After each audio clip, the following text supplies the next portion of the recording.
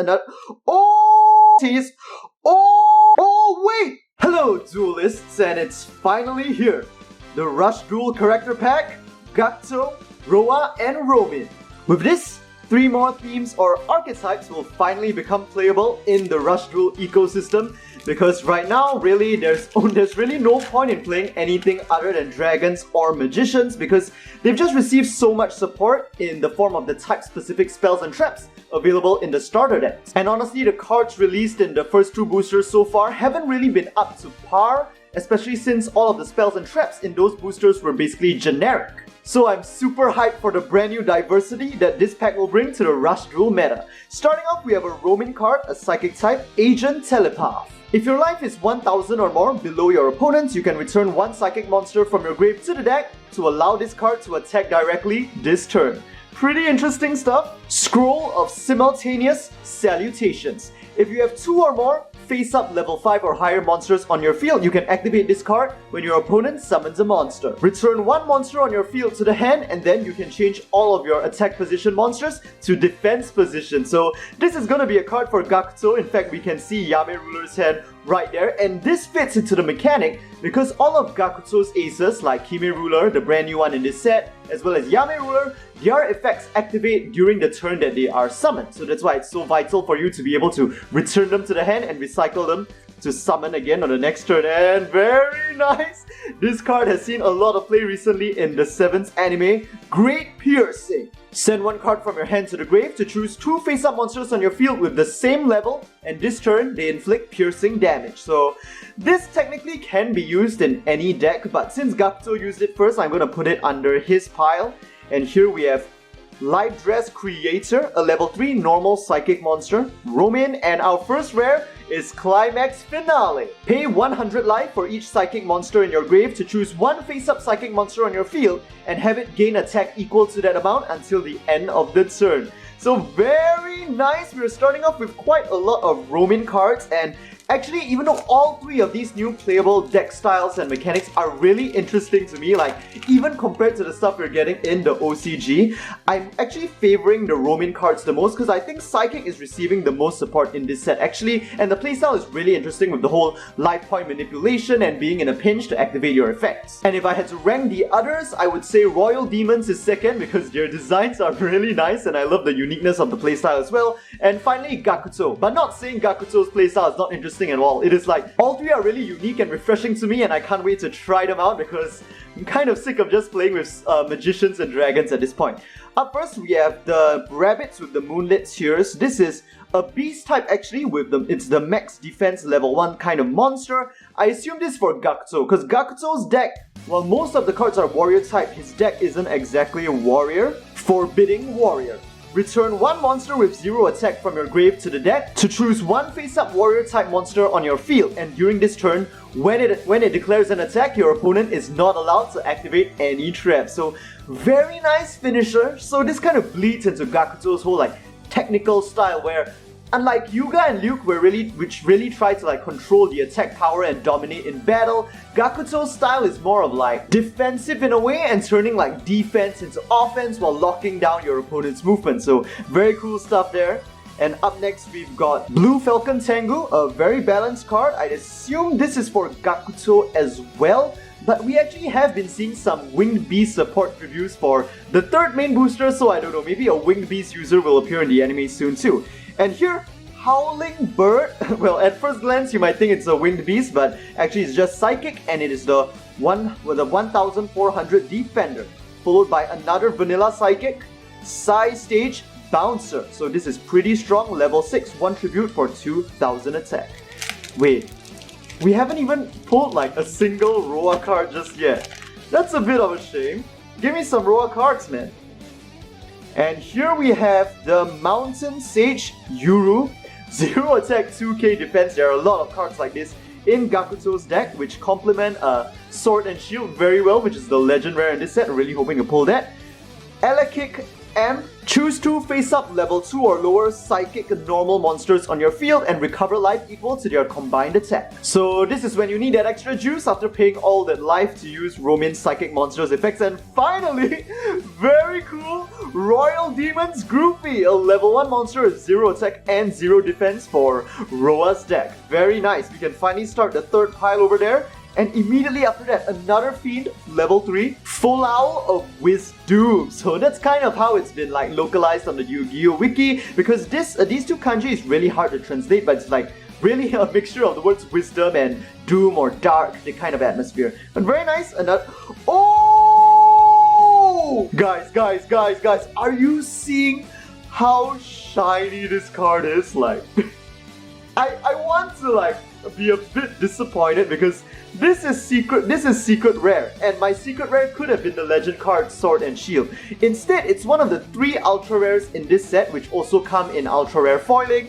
But you know what? This card looks so good that I just don't even care right now. And here we've got the Demonic General Kime Ruler, the brand new ace card for Gakuto. I'm just so happy to finally pull a card higher than ultra rare in Rush Duel, because like first and second boosters, the max I got was ultra. I haven't gotten a single rush rare just yet, and in this character pack, instead of rush rares, they have secret rares instead, which secret rares, which is what we're looking at right now. During the turn this card is summoned, if your opponent has no attack position monsters on the field, you can send the top card of your deck to the grave. During this turn, this card can direct attack with 2.5k attack power, but you are only allowed to attack with warrior type monsters this turn, which, well, isn't that bad of a restriction, I would say, although you might end up having some non-warriors because of the diversity of Gakuto's deck. But very cool, Kime Ruler.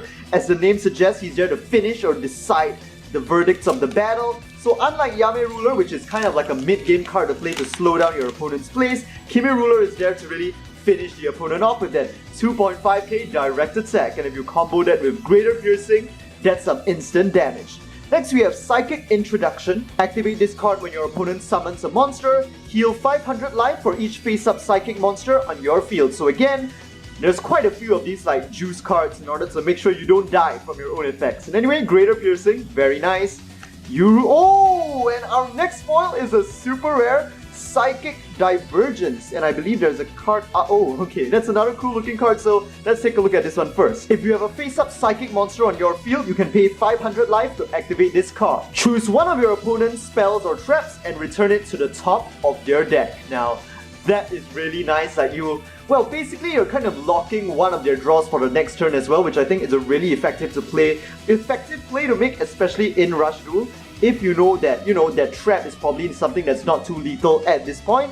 Next we have a Muji Performer, an effect monster for Psychic, and some of these Psychic monsters are really receiving super cool artwork. You can pay 800 life to inflict 300 damage to your opponent.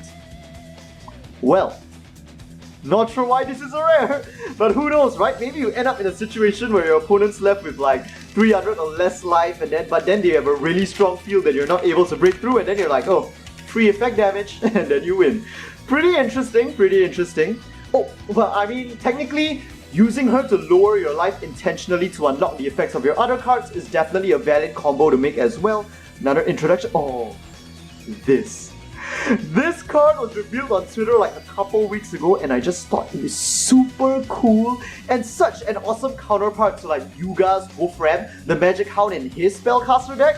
And here we have the Fiends type, the Solitary Wolf, Garu. Man, I just love it so much, that design and artwork and the contrast to Yuga's deck, especially since it's one of Romin's cards. King's Reward. You can return one level 1 Fiend type monster from your grave to the deck to activate this card, so that's what Royal Demon's Groupie is for. Choose one level 6 or lower face-up monster on your opponent's field and destroy it. And if you do, your opponent gets to draw one card. However, during this turn, you are not allowed to direct attack. So, very nice. Honestly, the one draw is not really a cost, because your opponent is just going to draw until they have 5 cards in the end, right? So, it's not really like you're giving them bonus draws either, so I really love that.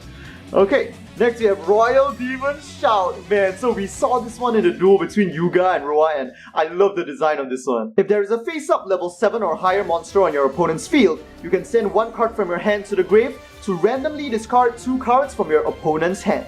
Well, following the trend of King's Reward, this might not seem that great because your opponent's just gonna draw until 5 next turn too, right? But if those of you guys who've seen like my previous Rush Duel video, you'll see that there is some strategy in the sense of keeping cards that you predict that you'll really want to use the next turn. So in that sense, Royal Demon Shout can be really strategic as well. As long as you're not fighting someone who's just like blindly throwing all the cards in your hand just so that they draw as much, because, well, we know what that brings you in Rush Duel now. That's not really effective or strategic. And here we have, when your opponent summons a monster, you can send 2 Fiend-type monsters from your hand to the grave to activate this card. And see what I mean? There are so many Rush Duel cards that actually allow you to keep certain specific cards in your hand to pay as the cost. And that's where Royal Demon Shout comes in. That's why discarding is going to be pretty powerful in like the coming sets. Destroy all level 8 or lower monsters on both players' fields. And right now our max monster level is 8 with Blue Eyes White Dragon in this set, and of course some of the other high level monsters too. So, well, I like how Royal Demons is getting its own field clear. That puts it on par with Magicians and Dragons, but I think the cost is a bit pricey compared to like what Magician and Dragons currently can do. Catchy Boardist, and yes, this is another one of those new Psychic type monsters with really cool artwork. Just love the kind of style they're going for with these Psychics, you know, like it's so different from the typical Psychic type monsters in the OCG and TCG that we've come to know. That are like, you know, these kinds of like alienish sort of things with some kind of like mechanical, robotic aspect and like psychic, electrical, green kind of energy, that sort of stuff. Just love this new fresh style. So this is Babysitter Goat, and Babysitter in Japanese is Komori, which is also the same pronunciation in Japanese for bat. Which is why this creature seems to be a half goat and a half bat, while its role is to be a babysitter. So it's just a Japanese pun in that sense. It's a Fiend type, the level 1 monster with max defense, Agent Telepath. You've already seen that. Simultaneous. Oh! You're telling me the secret does not consume the slot for the Ultra Royal Demons Invasion! Guys, I gotta be honest with you. Roa's current ace, Royal Demons Heavy Metal, I don't think he's that cool, design-wise, you know? So I was a bit disappointed to see that the king of the Royal Demons kind of has that kind of look. But with Invasion is such a complete badass. During the turn, you tribute summon this card with 2 level 5 or higher monsters. You can activate this effect. Destroy all face-up level 4 or lower monsters on your opponent's field. Well, now we know why it's called Invasion. Very nice, dude! This box is a winner, man. Man, that is sick. But I mean, well, technically that effect is not that powerful, and I have the same sense with like Heavy Metal as well, where the Royal Demons, their ace effects tend to target the opponent's low level monsters. So of course if your opponent happens to just be like building a wall with low level monsters, you can punish them for it and really deal a massive amount of damage. But if not, and your opponent has an ace on the field, the Royal Demons are not really good at countering other ace monsters, but they really smash when the opponent isn't doing too well. Garium, Catchy Boardist, Follow Our... Oh! I'm sure you guys know what this card is! Block Attack with a fresh new paint job for the Rush Duel series. Change one of your opponent's attack position monsters to defense position. And that goes pretty well with Kime Ruler because its effect triggers when your opponent has no attack position monsters. So let's say they only have one ace on... They only have one ace on the field, right? You can just Kime Ruler right into it. Forbidding... Okay. Oh, here's a new card as well. OG Gibbs. Localized as Bandaged Bowing. You can change one face-up level 7 or higher warrior type monster on your field that is in attack position to defense position to draw 1 card. So this one, it's just for the combo with Yame Ruler. Because Yame Ruler's effect requires you to change the battle position. Okay. Next pack, another copy of Shouts. Okay, yes, I think we've basically seen all of the... Oh, here's the new trap. When your opponent's monster declares an attack targeting a face-up monster on your field with 0 attack, you can activate this card. Change that attacking monster to face-up defense position, and if you did, you can special summon 1 monster with 0 attack from your grave in face-up defense position. So, going well with the whole defensive kind of play in the Gakuto deck. while leaving your 0 attack monsters, well, being able to protect your monsters with high defense 0 attack while retrieving more from the grave. Okay, this pack was a bit rough to open. Groupie. Oh, wait! Wait! You're telling me you're guaranteed to get all 3 main character aces in one box? Dude! If you're following Rush Duel, get one of these boxes right now! I gotta see like what the pulls of like other people in Japan are getting. Anyway, here we have Romin's new ace, Foldablitz of the Dream Strings. If your life is 2000 or more less than your opponent's, you can inflict 1500 damage to your opponent. And well, since by Rush Duel rules, all card effects are limited by name once per turn, technically, if you manage to protect Foldablitz, you can continuously inflict 1500 damage to your opponent if you have a big gap between them. Now that is pretty cool. Nice. Okay, wow. So you've got 1, 2, 3, 4 foils, 1 secret, 2 ultra, 1 super. Did someone in the factory get the order wrong for this box? I don't know, man, but I am so hyped. Okay, so here's another super. We should be expecting some supers now, definitely. Okay, ooh, Legend, what are you doing there? You can change this attack position monster to face-up defense to activate this effect. Change 1 attack position monster on your opponent's field to face-up defense, and it has its defense lowered by 600 until the end of the turn. So very cool, interesting tech effect, and again, 0 attack, so very nice synergy with the different cards we've seen so far. Next, Lajin returns. I love these constant throwbacks to the actual OCG. Simum of the Genie. If you have a face-up Fiend type monster on your field, you can activate this card to return 1 spell trap on your opponent's field to their hand. Okay, so we saw a card like this already, right, for Psychic, so now Royal Demons is getting their own version. So it seems like Psychics and Fiends are getting like similar support to what we've been getting for Dragon and Spellcasters in order to like put them like on the same field, Magicians. But for Gakuto, he seems to be getting a very specific set of support cards because his playstyle doesn't really revolve around a soul type but more like a mechanic of like switching attack and defense position, you know, and being very defensive, that kind of stuff. And here we have the legendary the legendary samurai Masaki. Of course, his name has to be in caps because, well, those of you guys who didn't follow Yu-Gi-Oh! In the OCG back in the old days, the original Masaki card, actually, even though his name is in Japanese, the Masaki itself is in bold English capital letters like this. So it's an awesome throwback, although this time his name has changed from the legendary swordsman to the legendary samurai. Very cool. Level 4 with 1500 attack, so he is the max power attacker for a non-tributed monster for Gakuto's deck. Very cool. I love that they reserved such a role for him. What was I saying again? I can't remember. But yes, Gakuto seems to be getting a very unique set of cards. Okay. Here we've got a new trap. When your opponent's monster declares an attack targeting a face-up psychic monster on your field, you can return 1 psychic monster from your grave to the deck to activate this card. Until the end of the turn, your monster that's being attacked gains 500 attack. Very nice. We finally got a counter spell for psychic similar to what Spellcasters got in the form of Spark Curtain. We really need to see this for like Demon and like Gakuto's deck as well too, man, because counter spells are so big, you know? They allow you to like instantly change the tide of the duel in that sense, and basically decks without them kind of like lose out because you can't really react or counter your opponent's plays when you lack such specifically powerful cards. So very nice that we're finally seeing that for Psychics, hoping to see that. Oh, and our next super rare is a Royal Demons Punk, followed by, well, a new card, so we'll take a look at that later. During the turn this card is summoned, you can return 1 level 6 or higher Fiend type monster from your grave to your hand, but during this turn, you cannot direct attack. Okay, very nice. Retrieval.